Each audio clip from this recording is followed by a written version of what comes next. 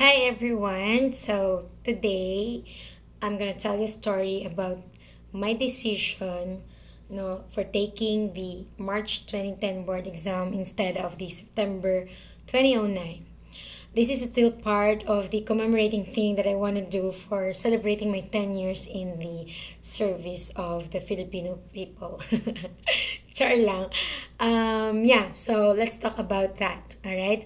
I was a graduate of MedTech course April 2009. So, I was supposed to take the September 2009 board exam, no, kung i-follow natin yung mga regular timelines. But I have to decide whether to take the September or March because I was doubting myself. If you will remember the story that I wasn't able to graduate as cum laude, nung masyado pong kinuha nung dramang yun ang majority of my time to really focus on the review. So, when the deadline for application for the September board exam was coming, I asked myself if I'll be able to focus or finish my review materials, or if I'll be able to feel ready for the exam, lalo na kung gusto ko pong mag-top. No, it's actually not my dream. It's not really my original plan to have that dream na mag-top sa board exam. Alright? I mean, during internship, I didn't even think about the board exam. I only had that dream and desire to become one of the top notchers when I didn't get the cum laude award. It was when I was, walling and crying and every drama that I can possibly do. When I realized that hindi pa naman huli ang lahat, and I can still, do something to prove to myself that I can still be someone someday. Even if, no, hindi ako naglaude. I mean, if you were in my position back then, you'll also start to doubt na kung may kaya ka pa bang patunayan because you failed, you think you failed in life. So, sa part ng previous self ko noon, I wanted to redeem myself. Not because I want people to, become impressed of me, just like the previous thing that I've said. No, nawala na yun sa utak ko noon because the more important thing is I want to redeem myself because I want to believe in myself again. I want to have that feeling na kaya ko na ulit magtiwala sa sarili kong kakayanan. So I told God that, Lord, I want to top this exam. I want to top this exam. There are a lot of reasons for wishing to top the exam. But the most important reason for me is to redeem myself. I want to prove to myself that I can still do something, be someone someday. So, I asked God for that dream. Na ginusto ko talaga, naramdaman ko talaga sa puso ko na gusto ko mag-top. But when I went to the review center and I was asked na may pa-pretest sila doon, 50 items each board subject. It's so funny that I wasn't able to answer basic questions, no, and I can remember getting very, very low scores in that pretest. I can even remember what metabolic acidosis or metabolic alkalosis is. Imagine that. I was able to graduate without knowing that. And I told myself, paano ako magtatap kung yung mga tanong kanina sa pretest hindi ko nasagot? And ang dami kong kasabay na mas magagaling sa akin. So, syempre, super scared ako. Ayan na naman yung mga pagdududa. Ayan na naman yung mag-iisip ako na tama ba na mangarap ako mag-top? Mas may mga karapatan ata mag-top sa akin yung iba and all. But then, every day, I feel that desire to really have that award, this time. To really get that top-notcher dream that God recently gave me. And so, I asked God, if I want to top the exam, can I do it given the remaining days na lang at magsa-September board exam na, or can I still postpone it and get the March 2010 board exam? So, to answer that question, I asked for a sign. Ako kasi gusto ko lagi ng may mga sign. So I asked God for a sign. Lord, please help me decide when is the right time to take the board exam. Kasi gusto ko po talagang mag-top. Lord. So help me decide. Do I take the September or do I take the March? The first sign that God gave me was Jabberwockies.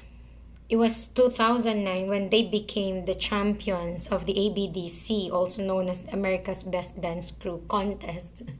And I was really addicted to them. Even my ringtone sa cellphone, yung part na sinigaw nila yung Jabberwockies sa isa nilang presentation. So I really am a big fan of Jabberwockies.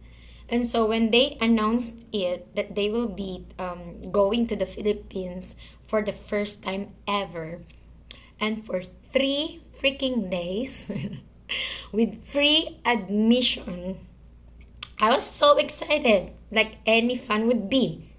Alright, so I checked it out. Kailan kaya sila pupunta? And sobrang swerte na September ang kanilang tour dates, and it coincided with the board exam. September 4, 5, and 6 ang tour dates ng Jabberwockies, and ang aming board exam supposedly was September 5 and 6. And being a fan girl, I know you will be able to relate to me kung meron ka ngayong hinahanga ang whoever, no, na kapag gustong-gusto mong makita yung ina-idol mo, or in my case, Jabberwockies, I wanted to be there on September 4, 5, and 6. I want to be present in all. Since it's free and it's just around Metro Manila, so I thought to myself na pwede naman, no? Pwede. So I told God na, Lord, board exam sa Pilipinas po, twice a year. We have it every March or September or Feb, August. But Jabberwockies coming to the Philippines for 3 days and for free, that's a once in a lifetime experience. So please, Lord, accept a decision. Na Jabberwockies po yung pipiliin ko because I really want to see them. Alright, so that's one big decision for me, and Jabberwockies coming to the Philippines help me in deciding to take the March 2010 na lang kasi I wanna see them. But, days later, I realized na sobrang bias pala nung sign na yun kasi, syempre, if you love them, if you love someone, if you love the group, then walang question dun eh. You'll say yes, right? Kasi ganun ka talaga pag nagmamahal ka, di ba? So I told God, Lord, napaka-bias naman ng sign na yun. Of course, I will be choosing Jabberwockies because you know how much I love them. So maybe I can still ask for, more signs, more specific signs, Lord, like the signs are really speaking to me.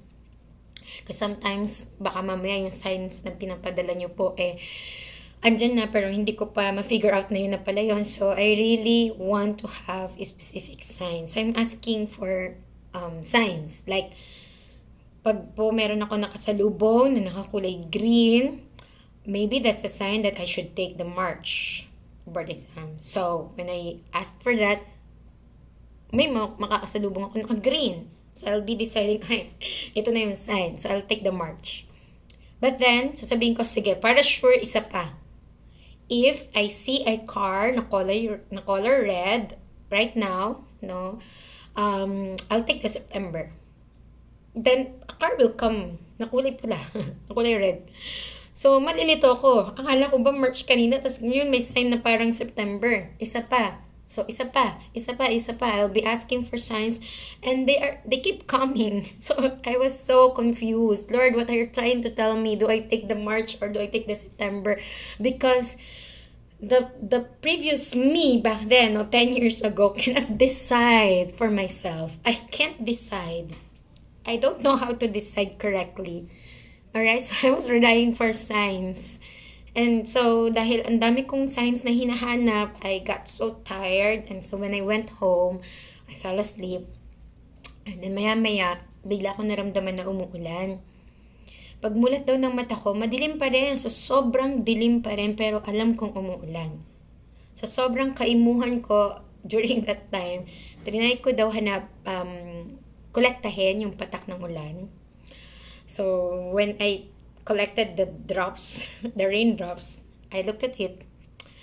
And then I saw letter M. Letter M. Letter M.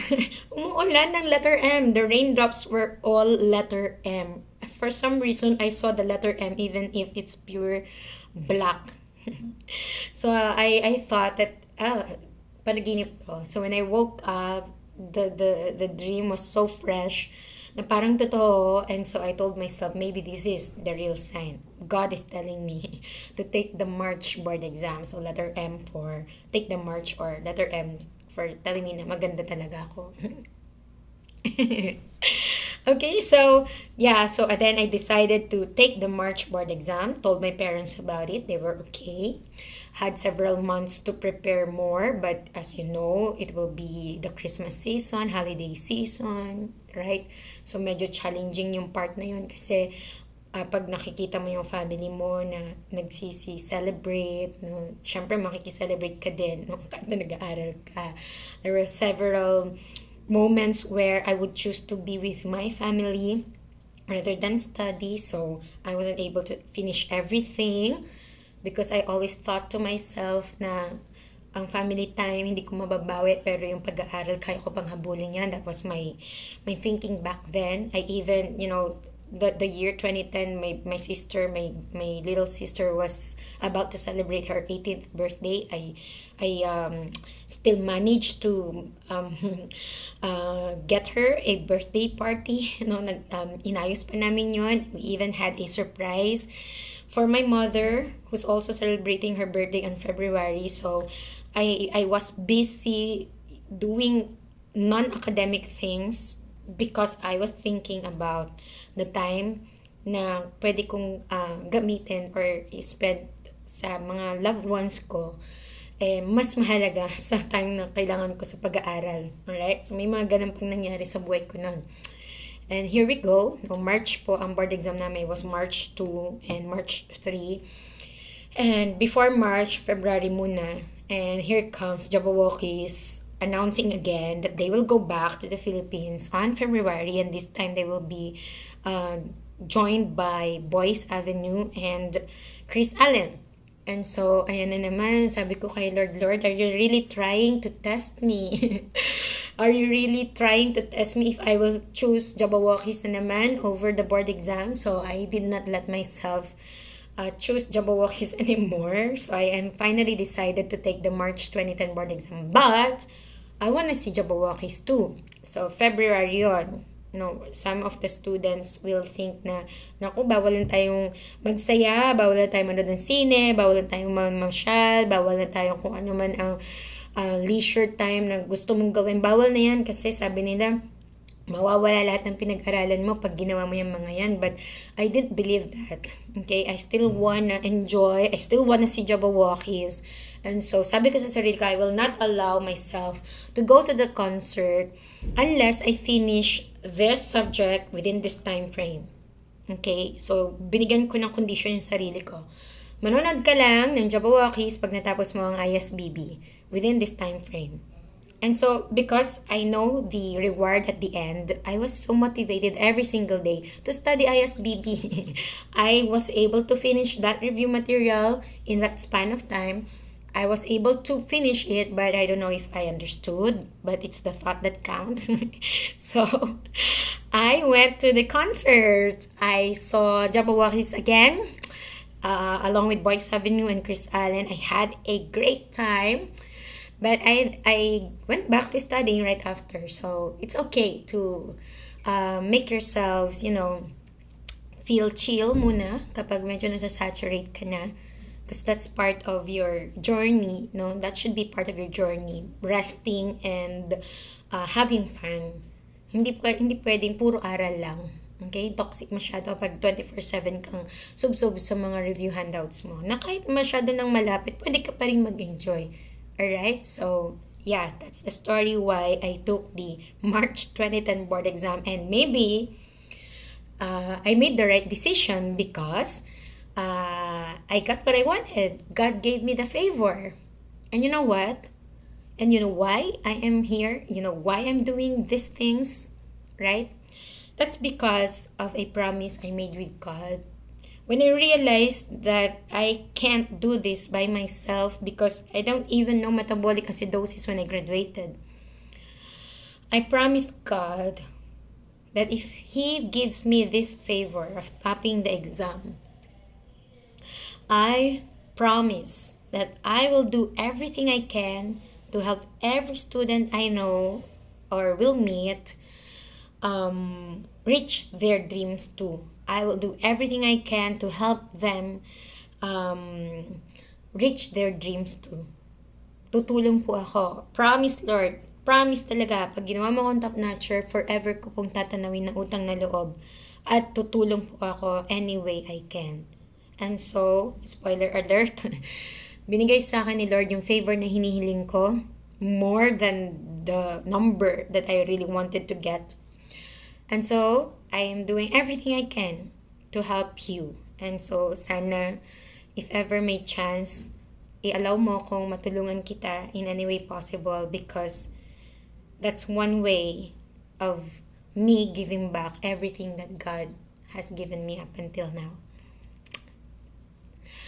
Alright, so that's my story for today. I hope you're using your time well and you're still believing that everything will happen in God's perfect time, so you still believe in His plans.